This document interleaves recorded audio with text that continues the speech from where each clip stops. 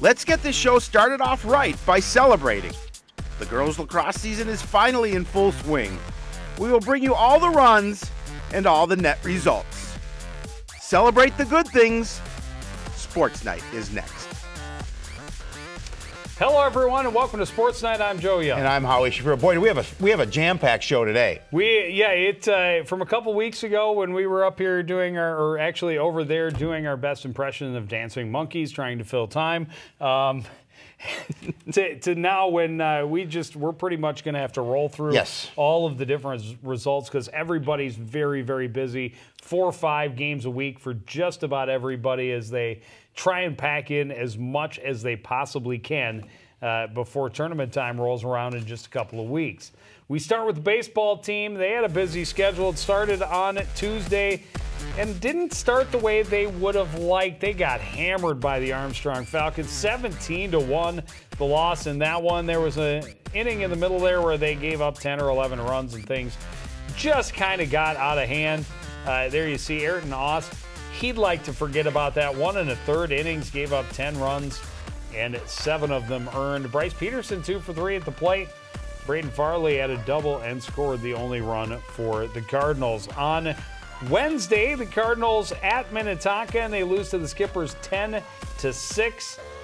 Home run and 3 RBI for Nick Lockinen. That's the good news. Adam Offerdahl went 2 for 3, and Kirby Peary had a multi-hit game as well, scored a couple of times. Bryce Peterson had a triple. These are all good things, but the net result, as you mentioned earlier, a 10-6 loss, a 1-4 record. Yeah, and it's been a tough spring for the baseball club. They've been in some games, but they haven't gotten over the hump at this point. Only 2 games on the season. So. Well, the Cardinals hoping to stop the skid when they travel to Andover Thursday for their 3rd game in a row. The Cardinals and Huskies have a border rivalry that's pretty good and has existed, obviously, since Andover opened. Both teams needing to win to get their fortunes turned back in their favor, and both looking at this game as a great opportunity to do it. Cardinals getting just the start they wanted. Top of the first inning, Jackson Bates, high fly to right. It's plenty deep for Peary to tag up and come home to score on the sacrifice, start the scoring for Coon Rapids. Still in the first, runners at the corners. Peterson is digging for second. The throw gets, out to the middle infielders and past the middle infielders out to the outfield. Lockinen trots home on the error. Peterson makes his way to third. Couple pitches later, Braden Farley forces it through the hole on the right side. Peterson scores on the single. Coon Rapids has a 3-0 lead before ever taking the field. Lead holds until the 4th, but then the Huskies go on a tear. Carson Syke, the drive to deep left center over the head of Offerdahl. Simon Stenzel rounds the bases, scores all the way from first. 3rd run of the inning gives Andover a 4-3 lead. They were just getting started. Next batter is Peyton Waddell. Drives it to right. Syke is going to score from second. Score some style points for the roll after the plate.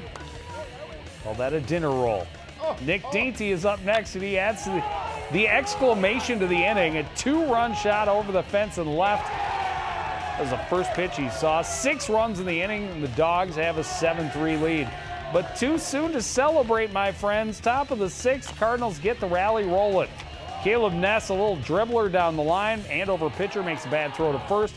Ness gets an RBI. A 2nd run will score on the error. A few batters later, it's Bryce Peterson taking a bases-loaded walk.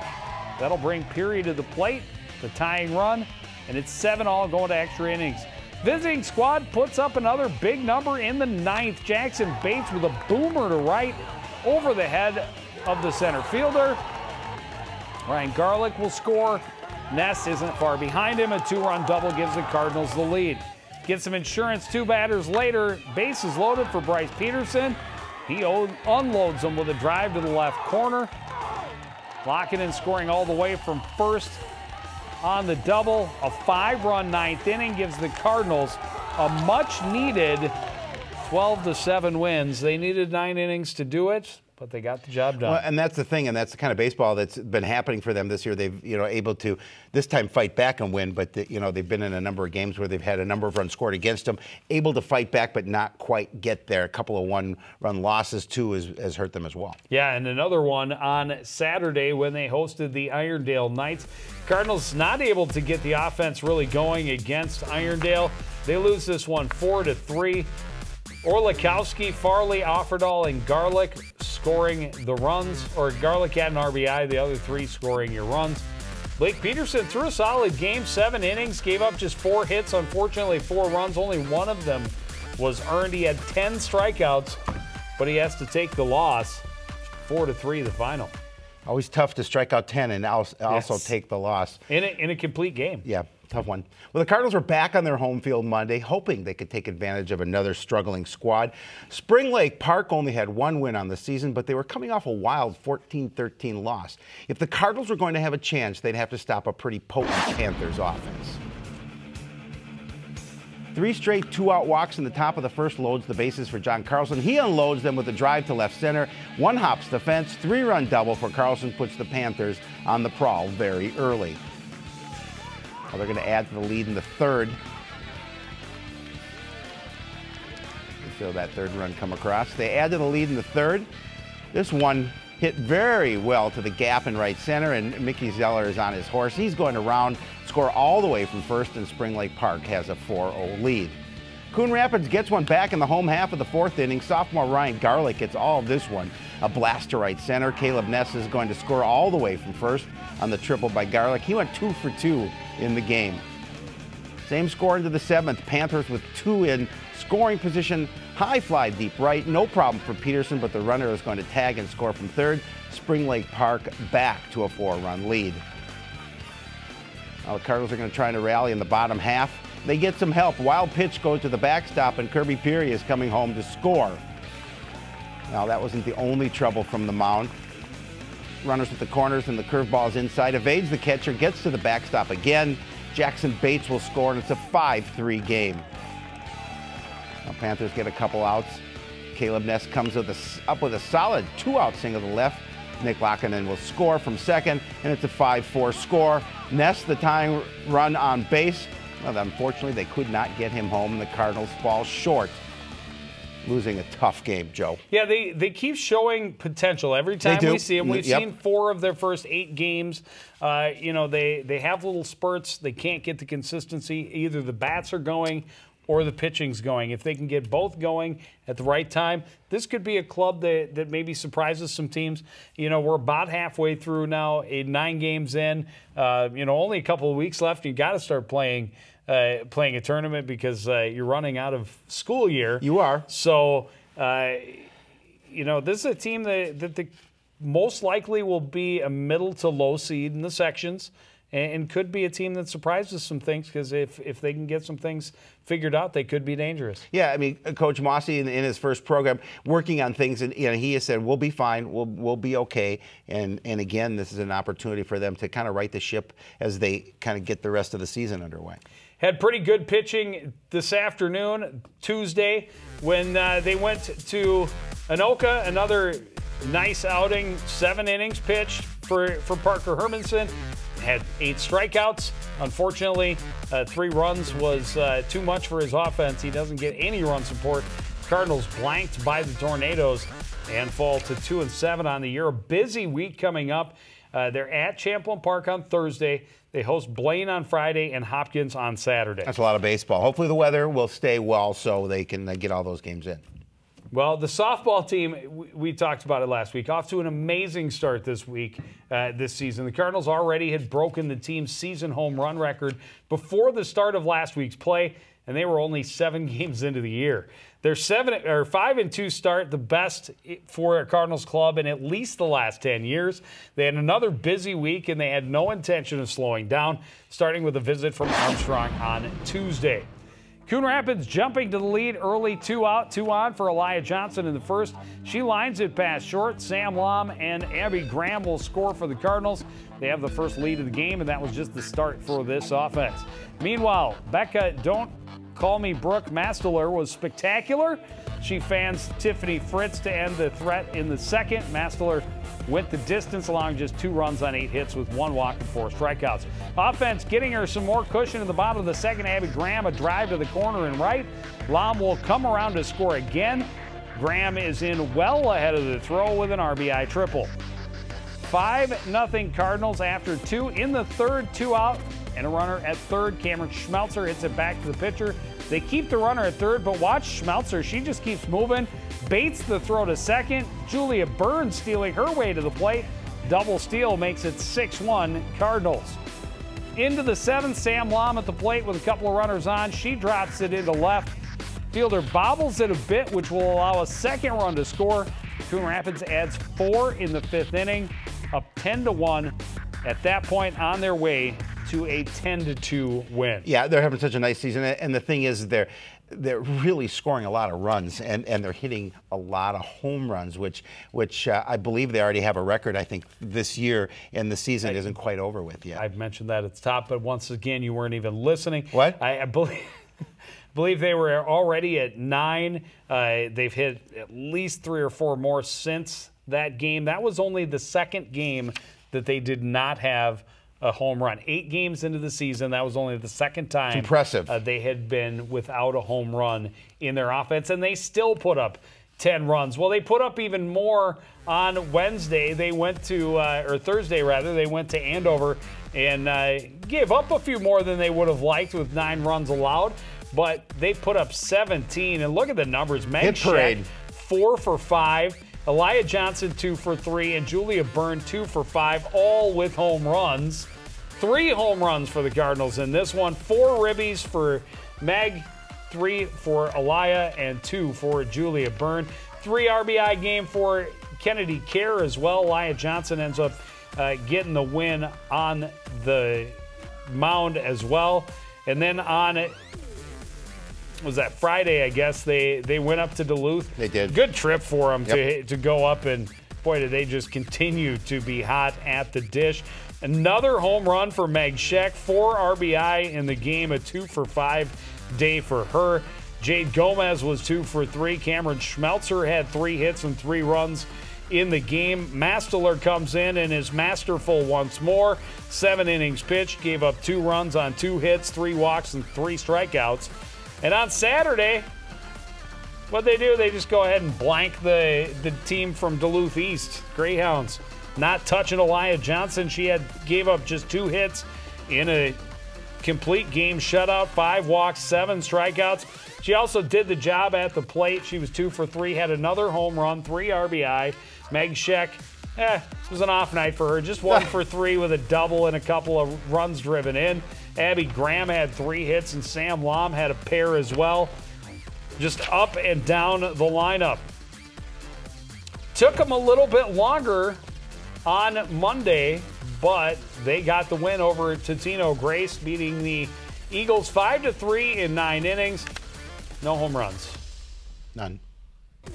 Only the 3rd time this season, I suppose. Every once in a while, you're allowed to not hit a home run in a game. That is correct. And you win, that's okay.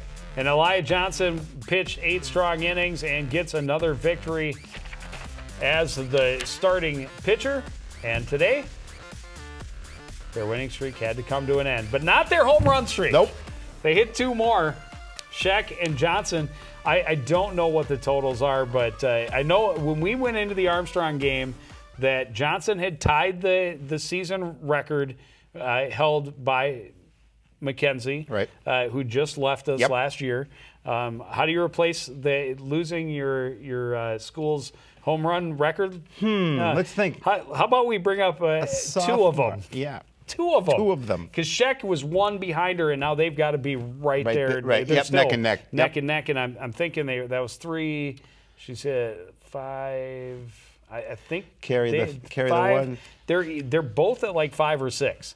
So they're both thumping the ball, and the Cardinals just hammering it all over the place. And starting pitchers, I think, are starting to come down with the flu suddenly 24 hours before. Do not want to face them. Having to face the Cardinals. They are at Osseo on Wednesday, at Champlin Park on Thursday. And Howie, we'll be there. And then they host Brainerd on Saturday. And Howie? I'll be there. I will not. Unfortunately. But that's okay. Says who? The tennis team has been very busy as well, and this is a young team. We've talked about it all year. A team that still just learning the game, but look at how close they're battling. Look, it was a 6-1 loss to Centennial, but all of the match scores are close. Yep. Derek Avery at 4 singles, a perfect example. After losing the first set, he wins the second, goes deep to a tiebreaker, loses a super tiebreak 13-11. The other scores all close. And Centennial, a very well-established, good program. Yep. Cardinals do bounce back, though, hosting North St. Paul on Friday. They got the win over the Pullers 6-1. And Derek Avery, one of 2 that get their first varsity win. Hong Vu at third doubles, teaming up with Nick Terabeza. Those 2 getting a win, and Vu, that is his first varsity win. But very nice to see the Cardinals getting a win. They got a couple more on Saturday when they hosted a round-robin tournament, beating a North Branch team that is in their section. Yep. They beat the Nice Vikings win there. 5-2. They lost to Rogers 7-0, but again, some very close match scores in that one. And while it won't count towards their conference record, they do beat a conference opponent in Osseo with a 4-3 win. And that, we talk about it so often, how important it is to come out on the winning side of those one run, or in the case of tennis, those one match or one matches. No question about it, and it's just something that obviously they have to get back on winning those 4-3, coming out on the right side of that ledger. But it's nice because it builds a lot of confidence for that squad when they're on that right side. Well, and again, a lot of youth in that lineup. Well, after a one-day rest, Cardinals back at Pivot Courts on Monday, hosting conference rival Irondale. The Cardinals clearly playing better as they get deeper into the season, but still a very young team, and some of these veteran squads are just too much for them to handle. That was the case against the Knights. They get a great start from their captain at first singles. Andrew Argyros was dominant at the top court. He wins his match in straight sets, 6-0, 6-0. The rest of the lineup would not find things quite so easy against Irondale, unfortunately. Nick Yang, playing at second singles, looks strong mid-court on this point, but he loses his match 1-6, 1-6. Move to third singles. Caden Carey in the near court for the Cardinals. Good approach to the net to help him take control on this point. He battles in this one, but loses in 3, 6-3, 3-6, 5-7. Derek Avery starting at four singles again, and strong ground strokes to take this point. He keeps it really close as well, but unfortunately will lose that one, 5-7, 5-7. Kerman in the far court, and Tyler Hewitt serving at first doubles. And watch the net play by Kerman, not once but twice to get the point for the home team. They lose another nail-biter, falling 3-6, 4-6. A lot of very close matches up and down the lineup. Liam Speltz and Noah Stein in the second doubles match that could have easily gone either way, but they lose a tight one, 5-7, 4-6. And finally, fourth doubles, another one going to 3 sets. Hung Vu with more strong play at the top of the court. That'll get the point, but he and Austin Hansen lose 6-4, 0-6, 5-7, and the Knights go on to win the match 6-1. Yeah, and again, a young team, and just take the small victories. Don't look at the overall record, and see how much these guys are improving. And we've seen already a number of these young guys who have only been playing tennis for a year or two, making moves from singles to doubles and back again. A lot of interchangeable parts. Argyros having a great year. He is. You know, obviously he's a senior, but he's the only senior. So for him to be having a good year as an individual and showing the younger team kind of what it takes to get to where he is, I think this is a great foundation-setting season for the Cardinals. I definitely agree with you. Well, not a lot left of their season. They do have Forest Lake next Monday. The schedules are a little bit wonky because of the snow and everything that changed everything. So a couple of them I may have missed, but we'll have the latest for you next week on Sports Night. Track team just one event last Tuesday, taking part in the Blaine Invite. Boys finished 5th in the event. Some really nice finishes too. Spencer Hoyam was first in the 110-meter hurdles, 7th in the 300-meter hurdles. Jordan Brown, 3rd place in the triple jump. Ricky Soto, 4th place in discus, 5th in the shot put. Marks was 4th in the pole vault, with Smith right behind him in 5th place, both finishing at 11 foot 6 inches. And Koji was 7th place in the triple jump, going 40 foot 4 inches. Girls team finished 3rd place. Brielle Clark, a 1st place finish in the 100-meter dash. No surprise there. Adamola Green was 1st place in the shot put. Kamika Hurdle was 1st place in the pole vault, winning the tiebreaker over teammate Hannah Gross, both clearing the bar at 10 foot. Another 2nd place finish for the Cardinals from Killian in the triple jump. Henneman was 2nd in the 100-meter hurdles, 3rd in the 300-meter hurdles, and Hattie Bayo was right behind her in the 300-meter hurdles to take 4th place. So really nice showing for them. And again, not a lot of opportunity to really compete. Nope. But they have seen some really good things. I think the girls team, maybe with the way they're finishing, maybe even surprising head coach Denny Green. But it's a good team to have it, time to have it happening, because they're already at Section 5 AA true teams. That's happening today. We didn't have time to get those results for you before Sports Night, but we will have them for you next week. Next Tuesday, they are at Armstrong. Blaine will also be there. Boys golf team finally got the Bunker Hill invite taken care of last week. This is normally an early to mid-April event that they start the season with, 32-team tournament. This time pushed all the way back to May Day, Tuesday of last week. Cardinals finishing at 30th place with a team score of 349. Luke Medved led the way with a 45 or an 85, 43 on the front, 42 on the back. Heeman was in with a 47. Alec Erickson shot at 88. Connor Wise an 89. Matt Ammon shot a 108. Boys golf team was on the course today at Refuge, not able to get those scores in time for this week's show. We'll have them for you next week.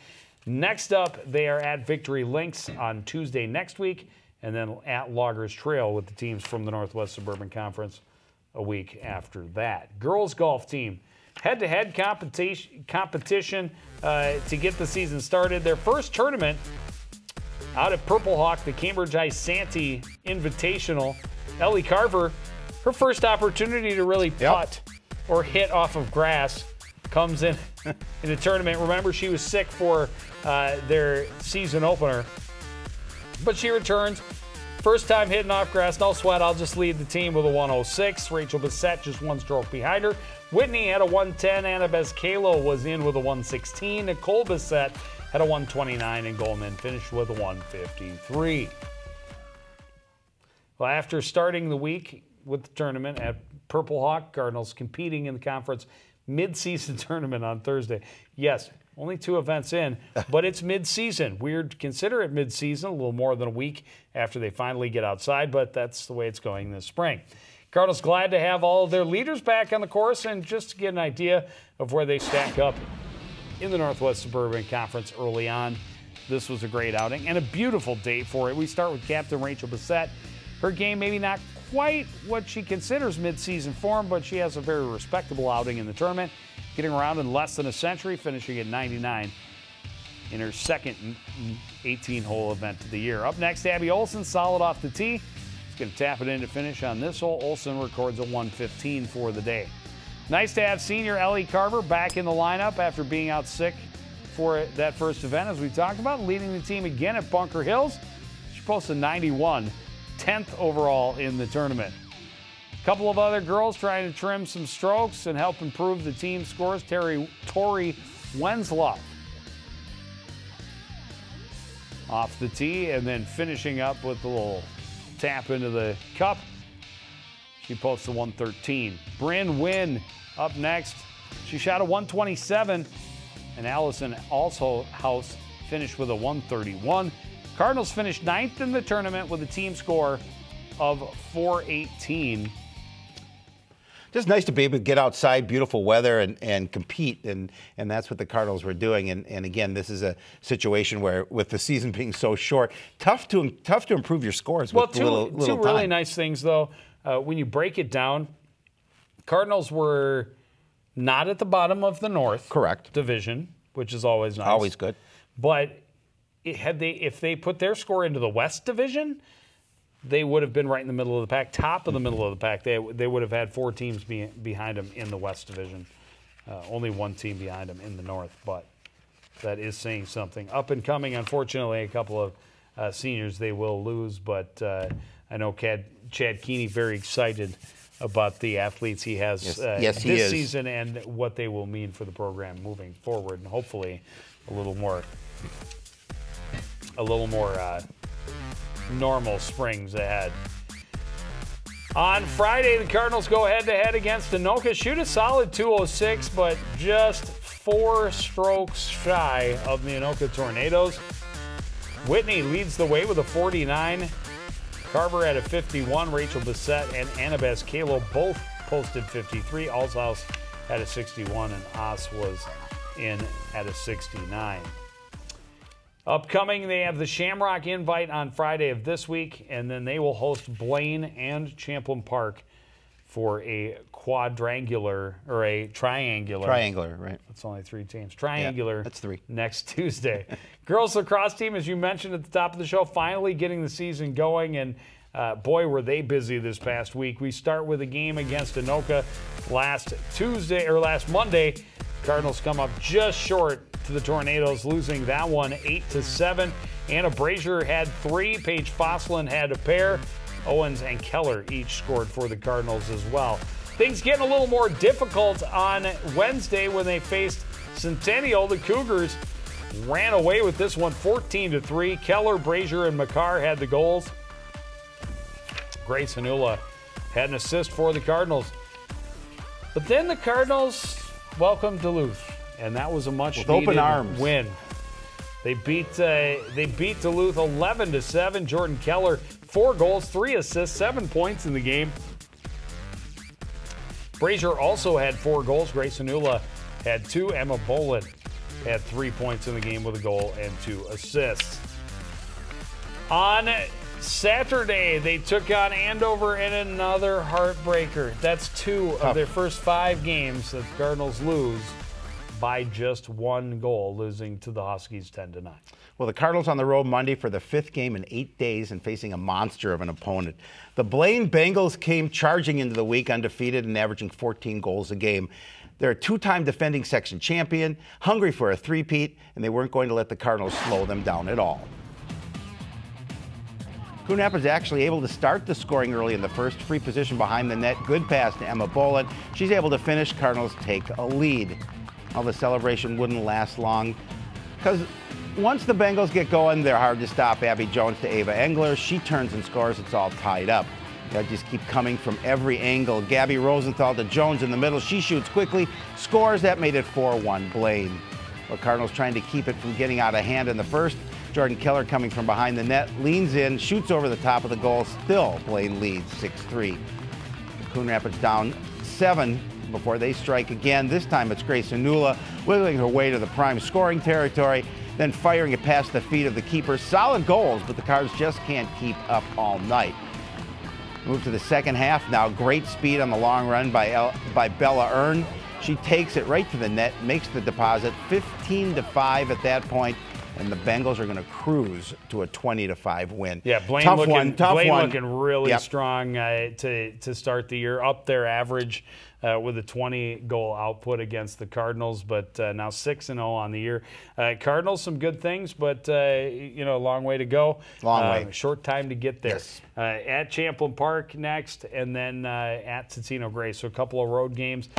We've got a lot more action for you here before the end of this week. We're going to see softball at Champlain Park on Thursday, and then hosting Brainerd for a special event on Saturday afternoon. The girls lacrosse team on Monday at Champlain Park. Moving it to the Rebels house the next couple of events here at CTN. But that's going to do it for this edition of Sports Night. I want to thank everybody out there for joining us, continuing to support everything we do here at CTN. For the entire crew, including Howard Shapiro, I'm Joe Young. Say goodnight.